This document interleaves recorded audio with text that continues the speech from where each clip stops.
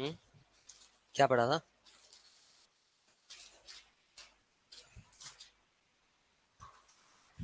कल आपने सीखा कि कहीं पे भी इज है महाराज है,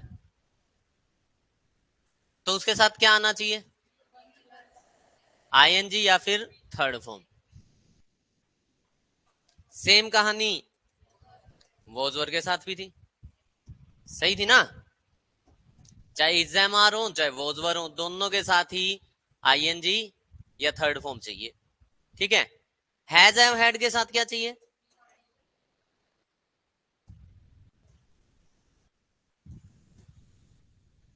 डू डज डिड के साथ क्या चाहिए?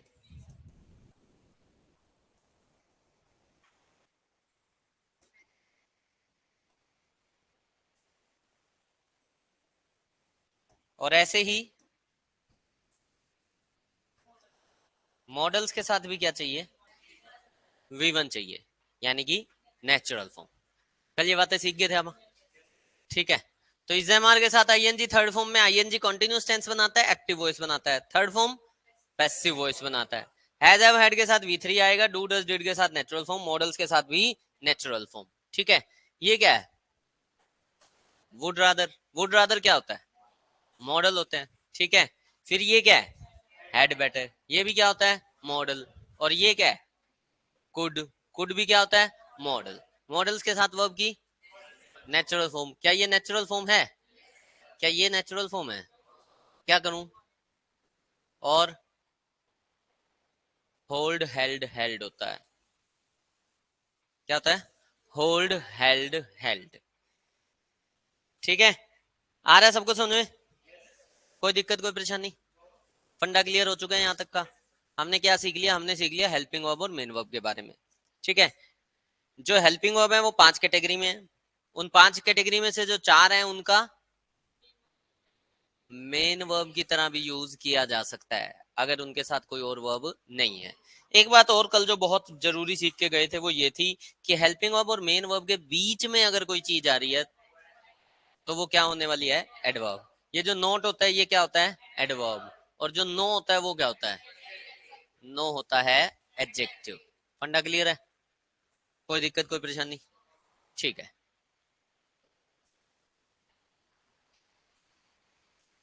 यहाँ पे हाँ,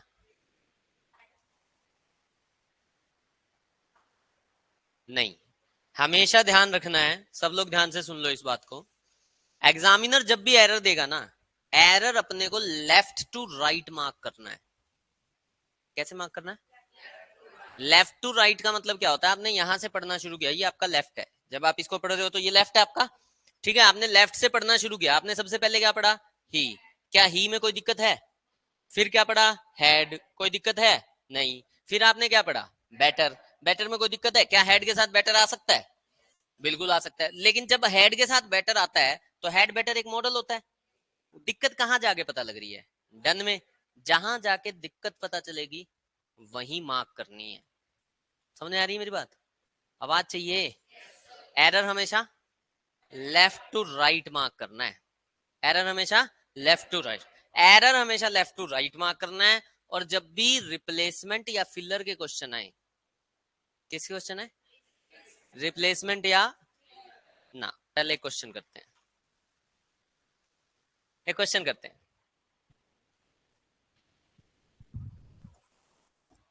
मतलब मेरी आदत है कि मैं स्पून फीडिंग नहीं करता, पहले बता दूं फिर तुमसे काम करवाऊं ना। पहले तुम्हारे दिमाग का भूसा बाहर निकालना बहुत जरूरी है, फिर काम करेंगे। ठीक है। मैंने एक क्वेश्चन लिख दिया।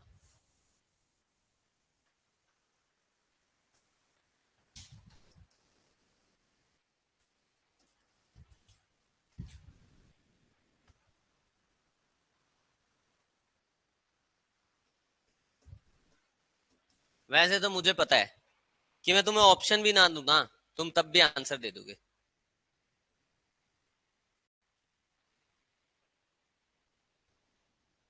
अगर मैं तुम्हें ऑप्शन ना भी दूं तुम तब भी आंसर दे दोगे, सही पता है मुझे।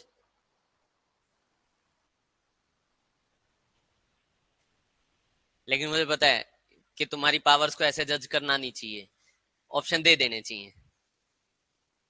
इसी में फायदा है। दे दूं ऑप्शंस? ठीक है।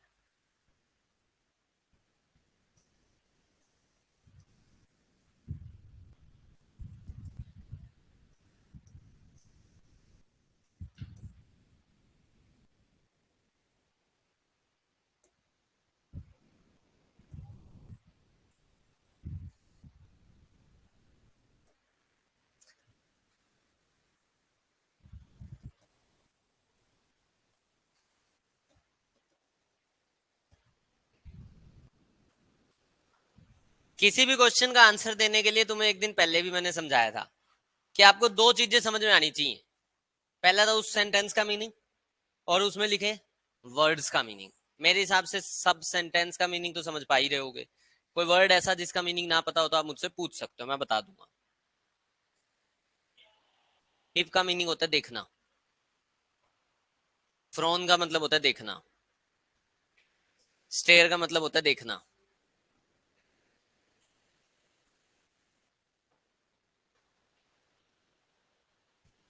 और भी किसी वर्ड का मीनिंग ना हो पता हो तो मुझसे पूछ सकते हो आप।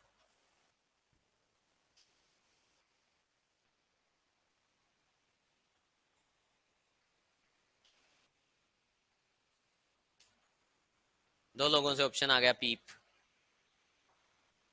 वॉच आएगा, ठीक है। सी आएगा, ठीक है। डी आएगा, ठीक है। देखना, देखना। ये जो छह ऑप्शन है ना, छह के छह ऑप्शंस का मतलब देखना है।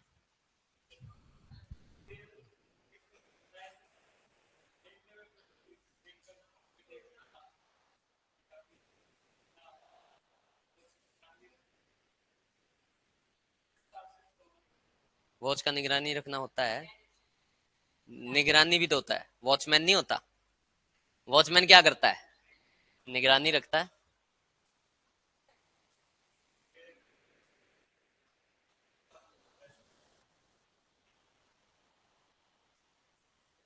हाँ जी। कितने लोग वॉच के साथ? सबसे पहले ये तीन कहानियां समझो। ये क्या है, ये क्या है, और ये क्या है। इन तीन वर्ड्स को समझते हैं सबसे पहले।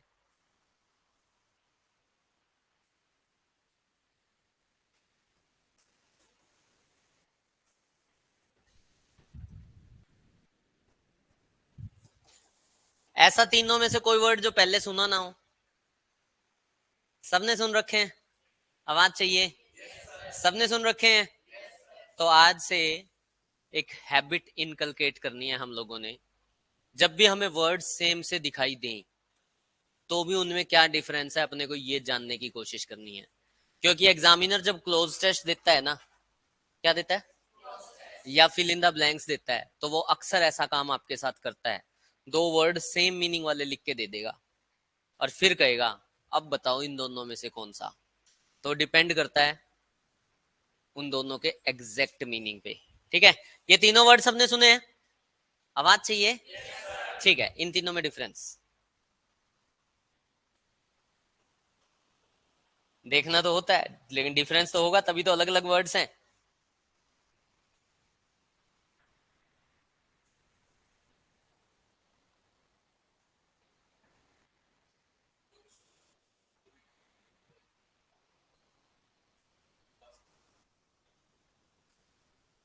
सी कोई दूर की चीज और लुक कोई पास की चीज, ठीक है।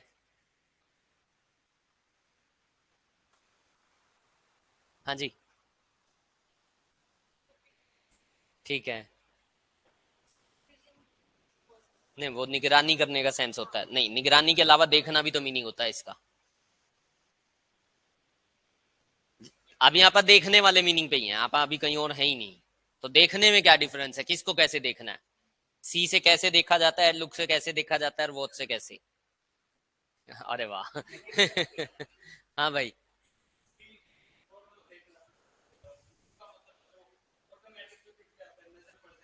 हाँ। ओके।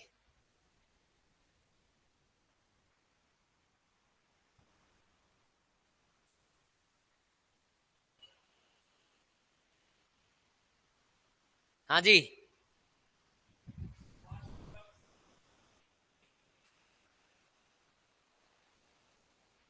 मैं ये क्वेश्चन ना पूछे बिना भी तुम्हें बता सकता हूं, लेकिन ये क्वेश्चन पूछने का मकसद क्या होता है? तुम्हारा दिमाग चलवाना। इसको बेचारे को जंग लगा पड़ा है। जब आप दूसरे के व्यू पॉइंट सुनते हो, जब आप दूसरे को सुन रहे होते हो और अपना दिमाग चला रहे होते हो, तो ये चलना शुरू होता है। इसके बेचारे के पुर्जे खराब हो रखे हैं। जब मैं आपसे सोचवाता हूं, मैं आपको कहता हूं कि भाई सोचो, तो एक्चुअल में मैं उसको ग्रीस दे रहा होता हूं, मैं तेल डाल रहा होता हूं कि चल ले यार, चल ले यार। हाँ भाई, पानी पियो।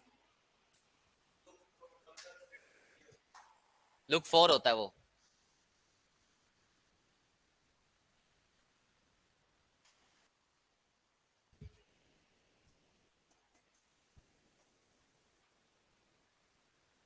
सी जो है ना, अपनी आंखों की एबिलिटी है। सी में आप कुछ नहीं करते, आप एक्शन करते ही नहीं। मैं पता तुम्हें देख रहा हूं सबको, मैं तुम्हें देख रहा हूं, ये कैमरा, ये पंखे मुझे अपने आप दिखाई दे, मैं देखना ही देख ही नहीं रहा इनको।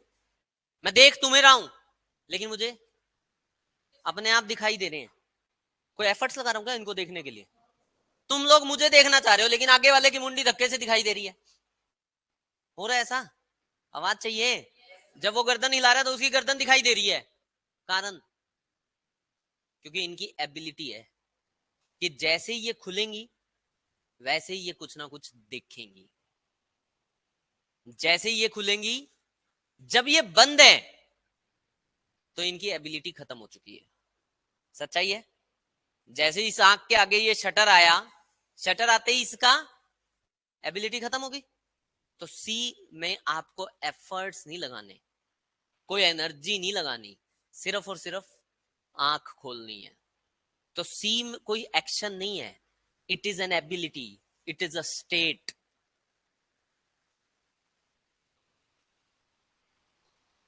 आ रहा है या जा रहा है? बात करें लुक की, तो लुक से हमने एक दिन पहले भी सीखा था कि जब लुक के साथ हम एट लगा देते हैं तो इसका मतलब क्या होता है? Pay attention.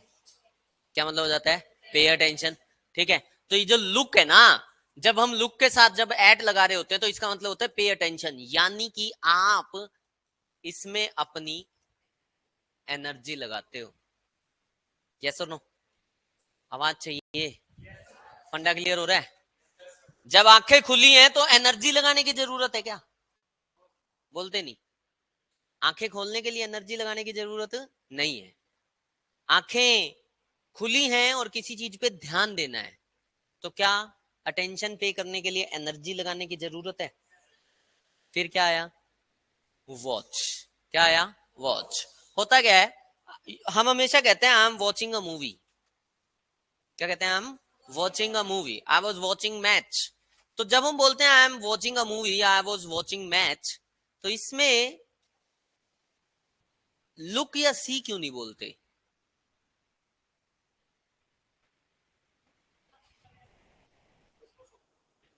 फोकस तो ये रहा फिर, इसका लुक का मतलब ही फोकस है।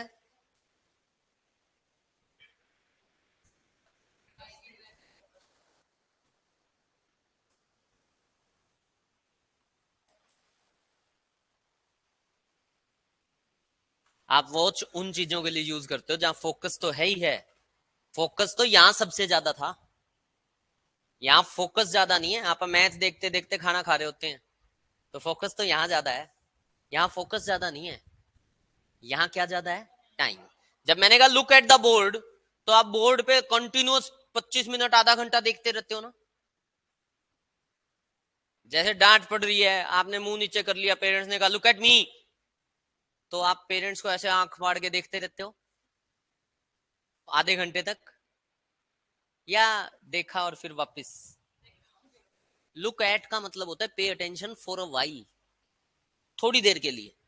ठीक है, लेकिन वॉच का मतलब क्या होता है? Pay attention for a long time. ठीक है, मूवी 2 सेकंड की होती है ना, देखिए और खत्म। मैच 1 मिनट का होता है ना, देखा और खत्म। या टाइम लगाते हो? आवाज चाहिए। सी का मतलब, सी का मतलब एबिलिटी, सी का मतलब एबिलिटी। लुक का मतलब एनर्जी, फोकस, पे अटेंशन। और वॉच का मतलब एनर्जी प्लस टाइम। आ रहा है या जा रहा है? आ रहा है या जा रहा है? ठीक है। अगर ये बातें सबको समझ में आ गई, अगर ये बातें सबको समझ में आ गई, तो हमारे पास कुछ वर्ड्स और थे, पीप, फ्रॉन और स्टेयर। सबका मतलब क्या है? देखना। ये देखना इसलिए मीनिंग है क्योंकि हिंदी कर रहे हैं। अभी अपन ने हिंदी में थोड़ी बोला, मैंने ये थोड़ी बोला हिंदी में देखना, मैंने इसको थोड़ा हिंदी में थोड़ी बोला देखना। ये हिंदी जब तक रहेगी तब तक हिंदी होती रहेगी। अपने को हिंदी थोड़ी सी छोड़नी पड़ेगी इस क्लास में। मैं यूं नहीं कह रहा कि हिंदी छोड़नी पड़ेगी, हिंदी अपनी राष्ट्रभाषा है, अपने देश में बोलने के लिए हिंदी आपको अच्छे से आनी चाहिए, लेकिन इंग्लिश सीखने के लिए हिंदी जो है वो छोड़नी पड़ेगी। क्या कह रहे थे तुम? राष्ट्रभाषा नहीं है तो क्या है? मातृभाषा है। राष्ट्रभाषा कौन सी है? थ्री लैंग्वेज फॉर्मूला तो है ही। थ्री लैंग्वेज फॉर्मूला है, थ्री लैंग्वेज फॉर्मूला है या नहीं है? वो क्या है? हिंदी, इंग्लिश और आपकी स्टेट की लैंग्वेज। पूरे इंडिया में थ्री लैंग्वेज फॉर्मूला चलता है, और ये तीनों ही हमारी ऑफिशियल लैंग्वेज कहलाती हैं। तो मैं उस सेंस में कहना चाह रहा हूँ, मैं मतलब नहीं पढ़ाता तुम्हें जीएस जीए, मेरी मजबूत नहीं है, लेकिन थ्री लैंग्वेज फॉर्मूला तो यही कहता है कि these three languages are the official languages. ठीक है। पंजाब में जाओगे तो बोर्ड्स पे हिंदी इंग्लिश के अलावा पंजाबी लिखी मिलेगी, है ना? उड़ीसा में चले जाओगे तो उड़िया लिखी मिलेगी। तो वही कहानी है, वापिस आ जाओ। हरियाणा में हरियाणवी क्यों नहीं लिखी मिलती? क्योंकि वो बोली है, वो लैंग्वेज नहीं है। आ जाओ वापिस। वर्ड क्या है? क्या वर्ड है? पीप का मतलब भी देखना। पीप का मतलब होता है चोरी छुपे देखना। टू सी समथिंग स्टिल्थली, चोरी छुपे देखना। To look secretly, to look secretly, stealthily. Steal word होता है, उसके आगे THILY लगा दो। Yes, stealthily. ठीक है। हाँ जी। पीप का मतलब किसी का गेट बंद पड़ा है। पहले क्या होता, आजकल तो गेट दूसरे आ गए। पहले क्या होता था, दो दरवाजे होते थे, है ना? अब वो दरवाजे जो बंद होते थे तो बीच में एक छोटा सा, उसमें से आप देख पाते थे, तो उसको बोलते हैं पीप। या क्लासरूम में बैठे पेपर दे रहे हो और इनविजिलेटर कहीं निकल लिया, तो पड़ोसी की कॉपी में क्या करते हो? पीप। क्या करते हो? पीप। तो चोरी छुपे देखना, उसको बोलते हैं पीप। फिर बचा फ्रोन का मतलब घूरना, और स्टेयर का मतलब भी घूरना। फिर अब दो घूरना हो गए, तो ये क्या डिफरेंस हुआ?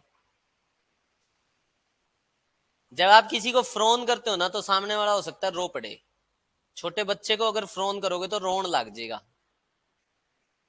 फ्रोन होता है किसी को गुस्से में घूरना।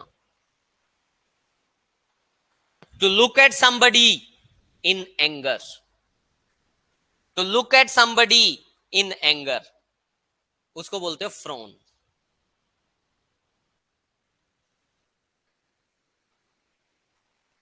ठीक है। अब अब स्टेयर मतलब, हाँ जी, सिर्फ घूरना। कई बार होता है कि हम कहीं देख नहीं रहे होते, लेकिन हमारी नजर वहीं टिकी हुई होती है।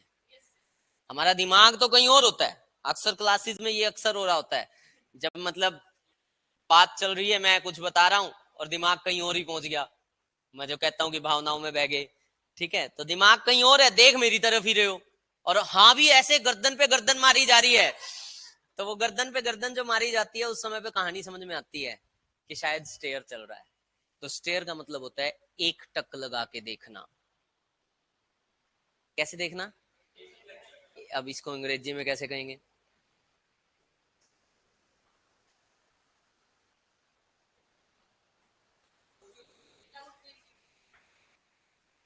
To look at something without blinking the eyes.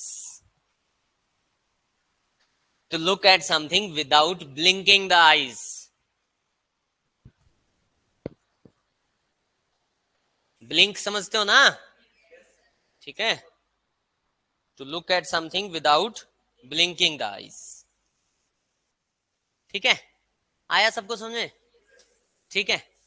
अब तुम्हारे सामने क्वेश्चन है, तुम्हें वर्ड्स के मीनिंग क्लियर हैं, ठीक है? अब आंसर दे दो।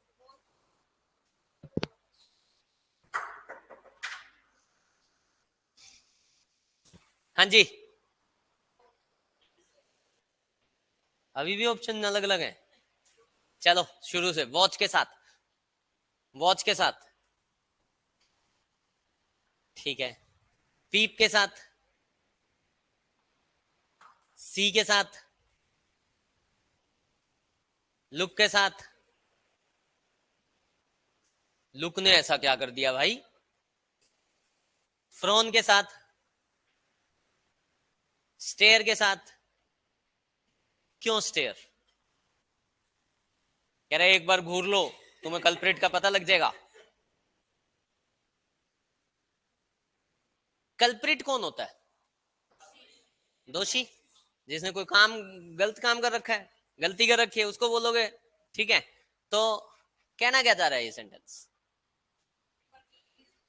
एक बार देखने से दोषी का पता लग जाएगा, घूरने से। मान लो यहाँ पे 5 लोग खड़े हैं, मैंने कहा तुम एक बार घूर लो, अपने आप दोषी पता लग जाएगा, यहाँ लिखा हुआ आ जाएगा मैं दोषी हूं, ऐसा। हाँ, प्रॉन, गुस्से में देख लो, गुस्से में देखोगे तो सामने वाला घबरा जाएगा।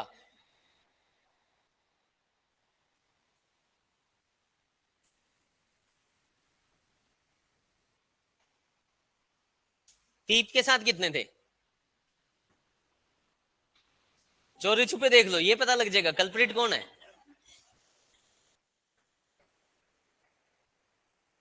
हाँ जी, जनरली हम पता क्या सोचते हैं कि जो अलग वर्ड है ना वो आंसर होगा। जनरली ये हमारी सोच होती है, और ये सोच गलत होती है। ऐसा कुछ नहीं है जो अलग वर्ड होगा वो आंसर होगा। आंसर तो आसान वर्ड्स में ही है। वॉच, सी या लुक। सी भी नहीं आएगा, क्यों?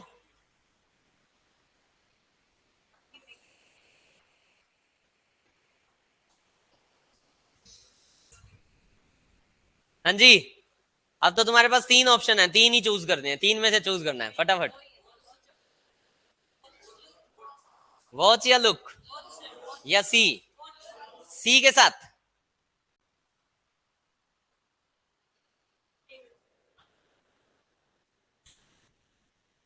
वॉच के साथ, लुक क्यों नहीं?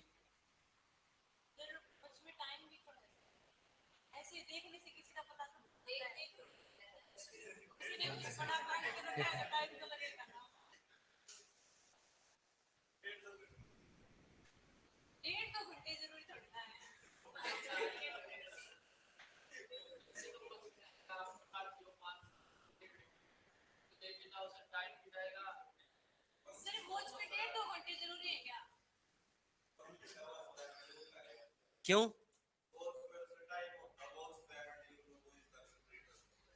हाँ, वन के साथ लुक क्यों आना चाहिए? वन ने ऐसा क्या कहा है?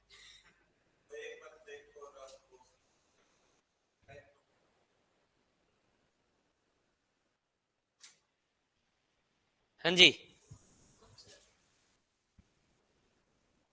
Answer is,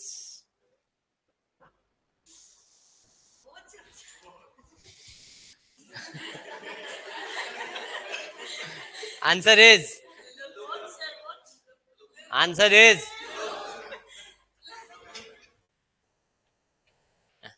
answer is look. फिर पलटी क्यों मारी? हाँ जी, अब ये कहानी हुई क्या और ये हुई क्यों? जो तुम लॉजिक लगा रहे थे वो सारे फेल। तुमने एक और लॉजिक लगाना था, वो तुम भूल गए।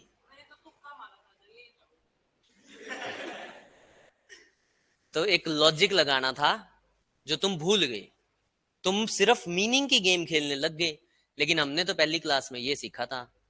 बोलो, एक वर्ड के एक से ज्यादा मीनिंग और एक से ज्यादा पार्ट ऑफ स्पीच हो सकते हैं। एक वर्ड के एक से ज्यादा मीनिंग और पार्ट ऑफ स्पीच हो सकते हैं।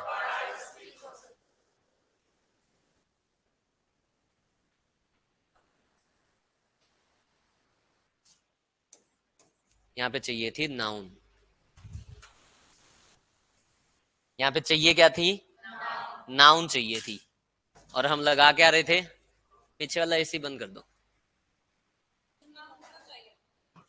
बताता हूँ। है, ये लाइट डिम हो रही है ना? किसको बंद करनी?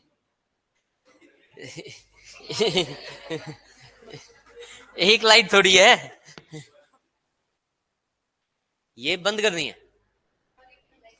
वहीं से होगी, आगे से देखो।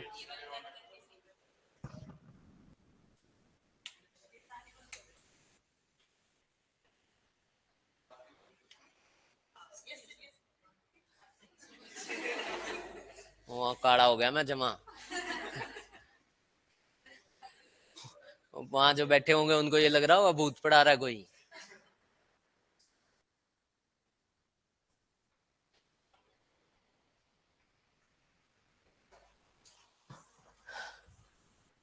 लाइट डिम है, डिम ही हो रही है बार बार, है ना? ये तो यहाँ से बंद कर लो।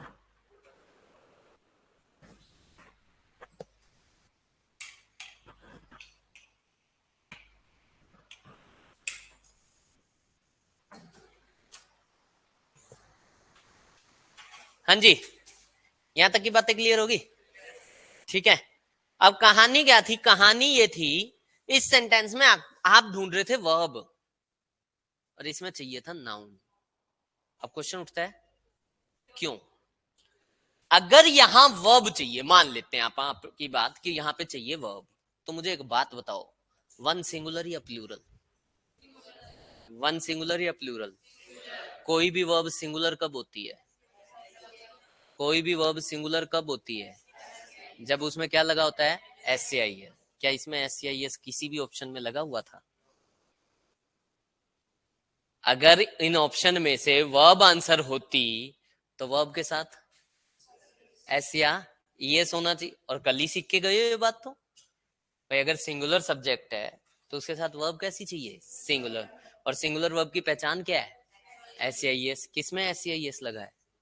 अपनी तरफ से भी लोग लगाया होगा क्या एस सी आई एस? तो ऑप्शन सारे ही एलिमिनेट हो रहे थे, वहीं से क्लियर हो जाना चाहिए था। दूसरी बात ध्यान से सुनना, एक वर्ड के एक से ज्यादा पार्ट ऑफ स्पीच हो सकते हैं क्या? सारे बोल दो। जब वन जो है किसी इंडिविजुअल को डिनोट करे। किसको डिनोट करे? इंडिविजुअल। वन इंडिविजुअल्स को भी डिनोट करता है। करता है? कब, कहां, कैसे?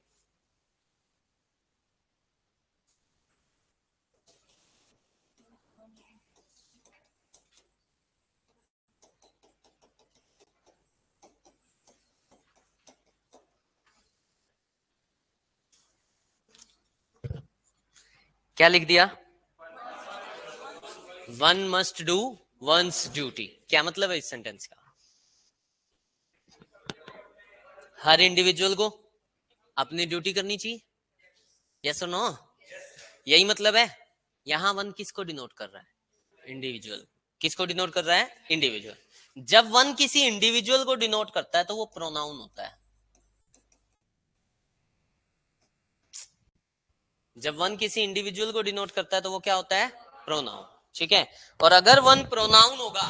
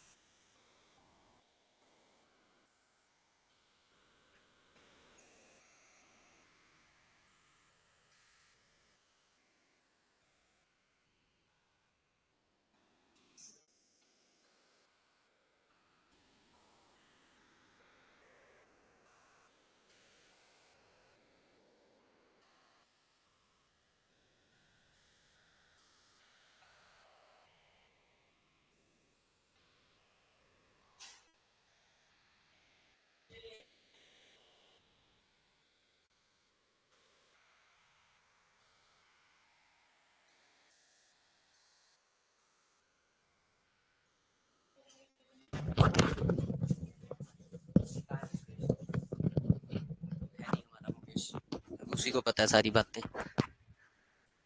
कहने तो मैं यही गया था कि इन्वर्टर चला लो।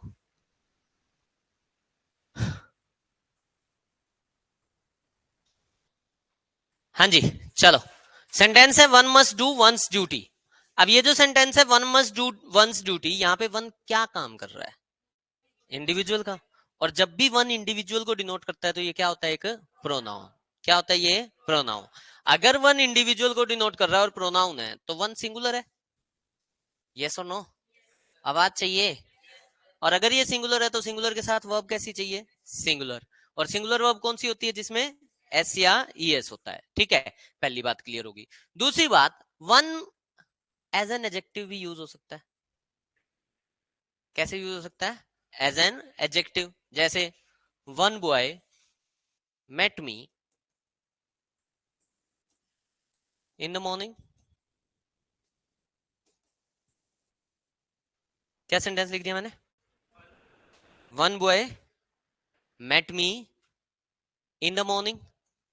अब ये जो सेंटेंस लिखा one boy met me in the morning, ये सेंटेंस बताना क्या चाह रहा है अपने को? कोई एक लड़का था। ठीक है, अब ये वन जो है किसी इंडिविजुअल को बता रहा है या नंबर बता रहा है? क्या बता रहा है? नंबर। तो वन के दो काम। हमने एक बात तो सीखी है, एक वर्ड के एक से ज्यादा मीनिंग और एक से ज्यादा पार्ट ऑफ स्पीच हो सकते हैं। तो वन का एक मीनिंग हमने क्या निकाला? इंडिविजुअल। तब इसका पार्ट ऑफ स्पीच क्या है? प्रोनाउन। अब वन जब क्या बताता है? नंबर। तो इसका पार्ट ऑफ स्पीच क्या होता है? एडजेक्टिव। क्या होता है? एडजेक्टिव। फंडा क्लियर हो रहा है? आवाज चाहिए। वन के कितने पार्ट ऑफ स्पीच? कितने पार्ट ऑफ स्पीच? पहला part of speech pronoun, meaning क्या होगा? इंडिविजुअल। मीनिंग क्या होगा? इंडिविजुअल। दूसरा part of speech adjective, meaning क्या होगा? नंबर एक। नंबर क्या होगा? सॉरी, एक। पार्ट ऑफ स्पीच क्या होगा? एडजेक्टिव। कोई दिक्कत, कोई परेशानी? सेंटेंस को देखना और समझना। One dash and you know who is the culprit. कहना क्या चाह रहा है? एक बार देखो और तुम्हें समझ में आ जाएगा कि कल्प्रिट कौन है। एक बार देखो, नंबर को डिनोट कर रहा है। एक बार देखो, नंबर को डिनोट कर रहा है या किसको डिनोट कर रहा है? किसको डिनोट कर रहा है? इसको भी, प्रोजेक्टर को बंद कर दो। तुम भी इस साइड आ जाओ दोस्त, शायद लोड से कम पड़ जाए, कम हो जाए। है? नहीं होएगा? क्यों?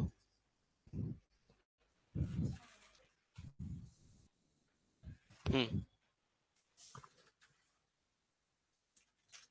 नहीं, रिमोट कहाँ गया इसका? तुम ही करो, आओ, बंद कर दो। उधर ही उसके ऊपर पावर का बटन है, बेंच पे खड़े होके कर दो। हाँ,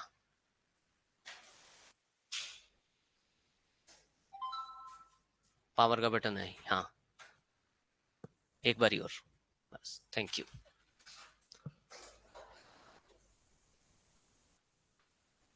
ठीक है, अब यहाँ पे वन किस चीज को डिनोट कर रहा है? नंबर को। किस चीज को डिनोट कर रहा है? नंबर को। अगर वन नंबर को डिनोट कर रहा है तो वन प्रोनाउन या एडजेक्टिव? एडजेक्टिव के बाद वर्ब या नाउन? एडजेक्टिव के बाद वर्ब या नाउन? तो अपने को यहाँ पे चाहिए क्या था? अपने को यहाँ पे चाहिए क्या था? नाउन। अब यहाँ पे ध्यान से सुनना, पीप, सी, फ्रॉन, स्टेयर तो वर्ब ही है। वॉच नाउन होता है। वॉच नाउन होता है और लुक भी नाउन होता है। यानी आंसर तो या तो वॉच या फिर नाउन, दोनों नहीं आ सकते। या तो वॉच या फिर नाउन। लेकिन वॉच जब नाउन होता है ना, तो इसका मतलब निगरानी होता है।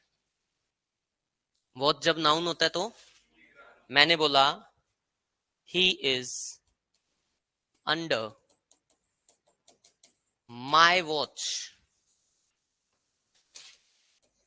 These days. क्या मतलब है इस सेंटेंस का? He is under my watch, तो वॉच मतलब घड़ी। वो मेरी घड़ी के अंडर है आजकल, मैंने उसको घड़ी के अंदर छुपा के रखा हुआ है, ऐसा? हाँ, वो मेरी निगरानी में है। यही मतलब है। यही मतलब है। आया सबको समझ में? क्या? He is under my watch में वॉच नाउन का काम तो कर रहा है, लेकिन जब वॉच नाउन का काम कर रहा है तो मीनिंग क्या है उसका? निगरानी। मीनिंग क्या है उसका? निगरानी। जब वॉच का मतलब निगरानी है, जब वॉच का मतलब निगरानी है, तब तो वॉच नाउन का काम कर रहा है। वहां लिख रहा है वन निगरानी। एक बार निगरानी करो और तुम्हें कल्प्रिट पता लग जाएगा, या एक बार नजर मारो और तुम्हें पता लग जाएगा। ये जो लुक है ना, इसका हिंदी में जब मीनिंग होता है नाउन वाला, तो इसका मतलब होता है नजर। क्या मतलब होता है? नजर। वो तुमने लुक को एज अ नाउन यूज होते कभी सुना या नहीं सुना? ये तो यही तो सीखने बैठे हैं अपन यहाँ। जो हम एडिटोरियल्स पढ़ेंगे, जो हम रेगुलर प्रैक्टिस करते रहेंगे, उन चीजों से पता लगेगा। डेली टेस्ट का एनालिसिस कर रहे हो?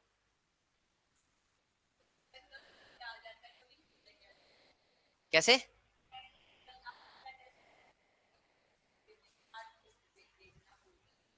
आज भेजना भूल जाएंगे फोन? रूटीन में नहीं आ रहा? धमकाओ मुकेश सर को।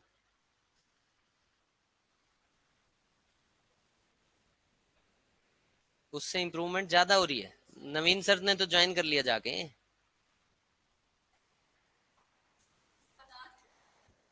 क्या? तो अभी कौन सा आता है? मेरे वाला आता है। आंसर क्यों? लिंक आता है। लिंक आता है एक्सप्लेनेशन का। लाइव नहीं आता, बस रिकॉर्डेड आता है, लिंक आता है। चलो, एक वर्ड के एक से ज्यादा मीनिंग और एक से ज्यादा पार्ट ऑफ स्पीच। वन जब प्रोनाउन है तो, वन जब प्रोनाउन है तो इंडिविजुअल, और वन जब एडजेक्टिव है तो किसको डिनोट करेगा? नंबर को। अगर नंबर को डिनोट कर रहा है और एडजेक्टिव है, तो उसके बाद क्या चाहिए? नाउन। क्या चाहिए? नाउन। वॉच जब नाउन है तो मीनिंग, वॉच जब नाउन है तो मीनिंग निगरानी, और लुक जब नाउन है तो मीनिंग नजर। क्या मतलब हो जाता है? नजर मतलब एक बार किसी चीज पे देखना। ठीक है, चलो तो आंसर क्या बना? एरर हमेशा लेफ्ट टू राइट, और ऑप्शंस वाले क्वेश्चन हमेशा एलिमिनेशन। आंसर नहीं ढूंढना, व्यू। ठीक है, पे हम क्वेश्चन क्या कर रहे थे हम? अच्छा, मॉडल्स वाले किए थे ना। मॉडल्स के बाद वर्ब की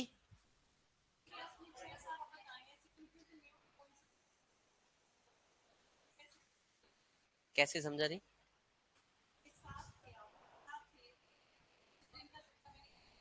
हाँ,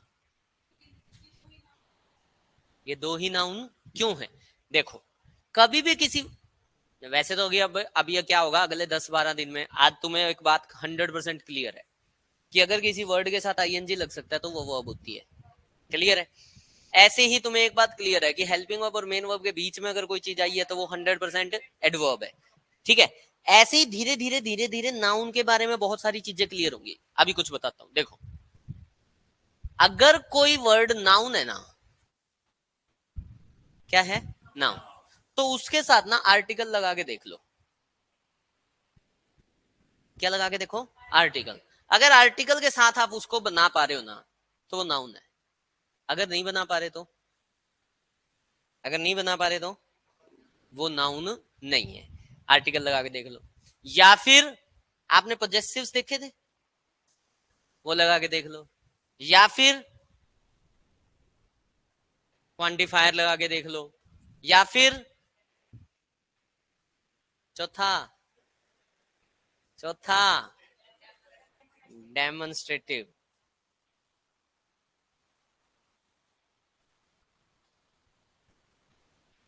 ठीक है? हम बोलते हैं आ, जैसे सी, सी वर्ड है, सी को बोलो कहीं पे, बोलना माई सी होता है, आवर सी हो सकता है क्या? लेकिन अभी जैसे मैंने बोला था he is under my watch, क्या बोला था? He is under my watch. क्या वॉच के साथ माई लग गया? सी के साथ लग रहा है? ऐसे ही लग रहा है क्या? अच्छा, हिज लुक्स, पता है उसके लुक्स बड़े, मतलब बड़े अजीब से लुक्स दे रहा था वो, बोला ऐसा? तो लुक्स वर्ड यूज किया कि नहीं किया कभी? इनपुट बढ़ाओ, इनपुट, इनपुट बढ़ाओ, बहुत जरूरी है। कितने लोग सच्ची बताना इंग्लिश में कुछ ना कुछ डेली सुनते हैं? कुछ भी डेली सुनते हैं? कुछ भी डेली सुनते हैं? सबको सुनना चाहिए। देखो, दो इनपुट मैंने तुम्हें बता दिए, इन पे सबसे ज्यादा काम शुरू कर दो। कितने लोग डेली कुछ ना कुछ पढ़ रहे हैं? न्यूज़पेपर कितने लोग पढ़ रहे हैं? ठीक है, इनपुट बढ़ाओ, रीडिंग और लिसनिंग। ये दो इनपुट पे जितना काम करना शुरू कर दोगे, उतनी ज्यादा अपने आप चीजें क्लियर होती चली जाएंगी। सच में इंग्लिश वास्ट है, ऐसा नहीं है कि भी एक दिन करोगे तो हो जाएगी, लेकिन करोगे तो हो जाएगी, जितनी तुम्हें एग्जाम के लिए नेसेसरी है। ठीक है। अभी कल एक बच्चा आया मेरे पास, वो बच्चा सीपीओ मेंस की तैयारी के लिए आया था मेरे पास। ठीक है, उस टाइम पे उसका स्कोर 200 का पेपर होता है सीपीओ मेंस, उसका स्कोर बनता था 87 89। ठीक है, फाइनल उसका जब सीपीओ का स्कोर आया था, उसका स्कोर 187 आया था। ठीक है, लेकिन उसने 7 महीने 8 महीने मेरे साथ लगाए। ठीक है, वो 7 8 महीने मैंने जैसा जैसा कहा वैसा वैसा किया। नहीं, वो खुद मॉक देता था, जब मॉक में उसका 87 स्कोर बनता था, हाँ मेंस का, और उसका जो फाइनल स्कोर आया मेंस का ही, वो 187 था। वो आज जॉब में ही है। ठीक है, तो नवीन था तुम्हारे सामने एग्जाम्पल। नवीन सर को मिले हो सारे कि नहीं मिले? नवीन सर से नहीं मिले, नीरज सर से मिले हो सारे? अच्छा, अभी तक नीरज सर से भी नहीं मिले तुम। अपने पास एग्जाम्पल्स की कमी नहीं है। नीरज सर जब मेरे पास आए थे तो इनके भी स्कोर नहीं बनते थे, इन्होंने सीजीएल में 187.5 ले रखा है। नवीन का 192.5 था फर्स्ट टाइम में। तो अपने पास 180 प्लस आउट ऑफ 200 दुनिया भर के। और सिर्फ कोई सोच रहा हो अच्छा सर ये तो एसएससी वालों को ही पढ़ाते हो फिर, मतलब अब बैंकिंग नहीं। तो भाई बैंकिंग में आरबीआई में 30 में से 30 है अपने बच्चों के। ठीक है, आईबीपीएस में 30 में से 30 है अपने पास। तो अपने पास हर चीज का एग्जाम्पल है, लेकिन वो हुआ तभी पॉसिबल जब जब खुद ने ठान ली पढ़ाने वाला तो मैं ही हूं। उसी बैच में से एक बच्चा तो ऑल इंडिया रैंक 3 ले आया, और उसी बैच में से एक बच्चा फेल हो गया। फर्क किसका पड़ा? पढ़ाने वाले का या पढ़ने वाले का? तो फर्क पढ़ने वाले का होता है। काम तुमने करना है, मेरा तो काम यहाँ पे खड़े होकर बोलना है बस। और मैंने तो, मेरे पास तो अब यूं लगता है मेरे को कि बातें वही हैं सारी, सेम चीजें बार बार बार बार वही तो बताना है मेरे को। कोई मेरे को नई नई बातें थोड़ी बतानी है, रोज सेम बातें बतानी है। तो भाई तुम्हारे हाथ में ज्यादा है मेरे से अपनी गाड़ी चलाना। ठीक है, तो तुम कितनी गाड़ी चलाना चाहते हो उसके लिए इन दोनों पे काम करना शुरू कर दो। भाई सीधी सी बात है, इंग्लिश सीखनी है ना, अगर अगर तो सीखनी है तो डेली 4 घंटे 4.5 घंटे लगाने पड़ेंगे। 1.5 2 घंटे यहाँ के, और प्लस में 1.5 2 घंटे घर के, कम से कम। ज्यादा तो 8 घंटे लगा दो, तुम्हारे पास काम 8 घंटे का पड़ा है। एक वो कैब विद देसी तड़का डेली देख लो, कितने लोग डेली देख रहे हैं? आधा घंटा लग जाता है। ठीक है,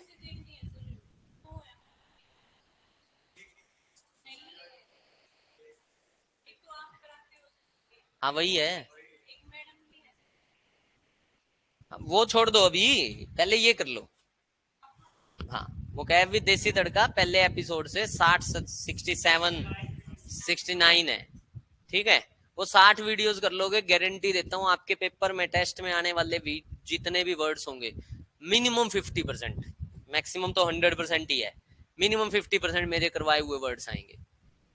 ठीक है, ये एक काम डेली कर लो। आधा घंटा इस पे चला गया, फिर आधा घंटा टेस्ट एनालिसिस, जो यहाँ टेस्ट करते हो उस आधा घंटा उसका एनालिसिस, 1 घंटा हो गया। फिर आधा घंटा एडिटोरियल को दे दो, 1.5 घंटे हो गए। 10 से 15 मिनट जो क्लास में ग्रामर सीखी उसको रिवाइज करने पे दे दो, और 10 से 15 मिनट आधा घंटा कई बार मैं होमवर्क दे देता हूँ तो उस पे लग जाता है। 2 घंटे सीधे सीधे हो गए। और 1.5 घंटे का यहाँ का टाइम, एडिटोरियल पढ़ने लग जाओ तो टोटल 2.5 घंटे, 4.5 घंटे हो गए। और ये मिनिमम है, इससे ज्यादा तो मैं तुम्हें ये कह रहा हूं इस पे भी काम करो। अगर इस पे काम करोगे तो 6 घंटे की कहानी है। और 6 घंटे की कहानी अगर बना रहे हो तो कहानी बन जाएगी, नहीं बना रहे तो नहीं बना रहे तो नहीं बना रहे तो इसमें मेरा कुछ नहीं जाता, इसमें तेरा घाटा।